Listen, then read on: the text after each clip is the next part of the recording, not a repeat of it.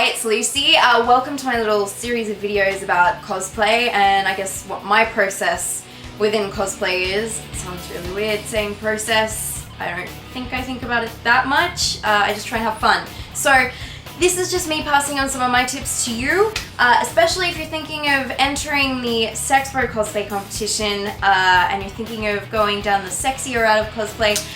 Hopefully some of these videos will give you a few tips for that. We're going to start this video by talking about how I choose my cosplays, what characters I choose to do and that kind of thing. It's not as involved as it may seem. I usually just pick the characters that I really love the most from the games, anime, movies, comics that I really enjoy reading and watching. So behind me, I'm working on another iteration of my Poison Ivy cosplay. Originally I did this sort of two-piece that is reminiscent of more of the modern comics, whereas the full piece is going back to some of the more classic comics, and I really wanted to give that a go with the tights and the sort of leaf train thing going on. So I'm working on that at the moment.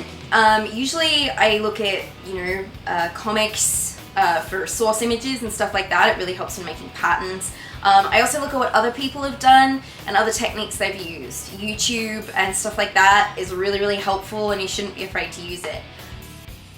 So when I'm choosing cosplays for something like Sexpo, I try to lean towards characters that are pretty sort of sexy already, or at least really out there with their sexuality. Catwoman, Poison Ivy and stuff like that. I love them because they're so empowered, but that's not all you can do. You can take any character and sex it up a little bit more than that. Sexy isn't defined by how much skin a character's showing necessarily, and I'm not just talking about characters like Catwoman or Madam Hydra who have lots of skin-tight latex or spandex going on.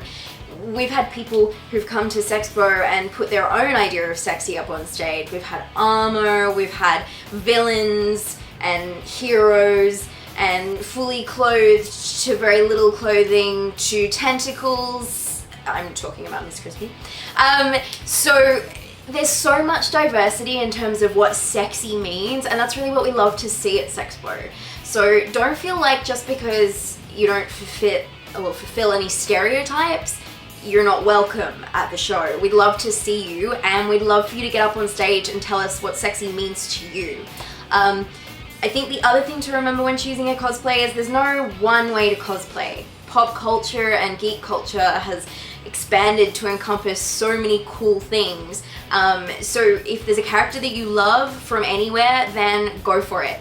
I think it's important that cosplay is about having fun, and you should be able to enjoy yourself when you're in cosplay. And it might be some character from some weird book that you think you're the only person who's ever read, but someone at a con somewhere is going to recognize you, or someone on the internet is going to recognize you, and it's going to absolutely make their day to see their fandom brought to life.